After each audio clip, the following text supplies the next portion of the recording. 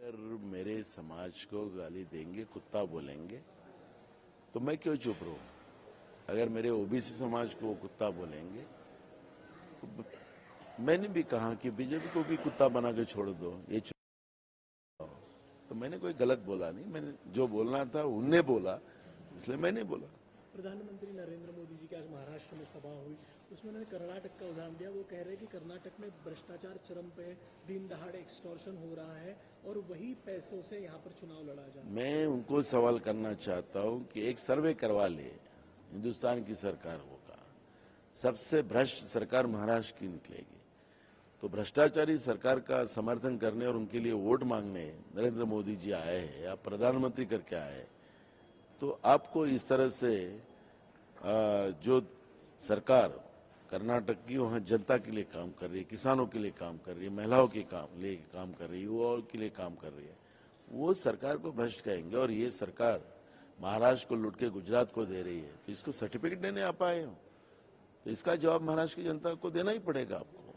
योगी जी आज थे नागपुर में, उन्होंने कहा कटोगे तो बटोगे, और ये भी कहा कि आपके जो अध्यक्ष है मल्लिकार्जुन खड़गे का उदाहरण दिया, उनके परिवार को ऐसी तरीके से जलाया गया और वो रजाकारों के खिलाफ कुछ नहीं बोलते, जबकि रजाकारों ने ये सब किया था। देखो, योगी जी को ये कहो कि तुम महाराष्ट्र में आके तुम्हारी सरकार ने और केंद्र की सरकार ने महाराष्ट्र के लिए क्या किया, इसके बारे में आप बताइए।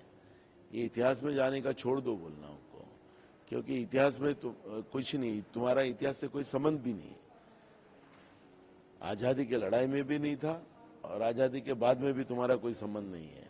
आप सत्ता में झूठ मूठ बोलकर आए हो और तुम लूटपाट करने के सिवा तुम दूसरा कुछ नहीं कर रहे हो। तो इसलिए इतिहास में ना जाए, जो तुम्हारी सरकार महाराष्ट्र में है और देश की सरकार है, वो क्या कर रही है वो बताइए ना। पंतप्रधान आज होते महाराष्ट्रात, त्यांनी म्हटलं की कर्नाटकचं उदाहरण दिलं, त्यांनी म्हटलं की कर्नाटकात मोठ्या प्रमाणात भ्रष्टाचार होता आणि तो सगळा पैसा इथे महाराष्ट्राच्या निवडणुकीत काँग्रेस लावत आहे। मला एकच नरेंद्र मोदीजींना प्रश्न विचारायचा आहे की महाराष्ट्रातलं जे सरकार आहे, देशातलं सगळ्यात भ्रष्टाचारी सरकार आहे, त्यांनी तर याचा एक सर्वे लावला पाहिजे की कुठल्या सरकार राज्यामध्ये सरकार भ्रष्टाचारी, त्याच्यातला एक नंबर महाराष्ट्रातलाच येणार।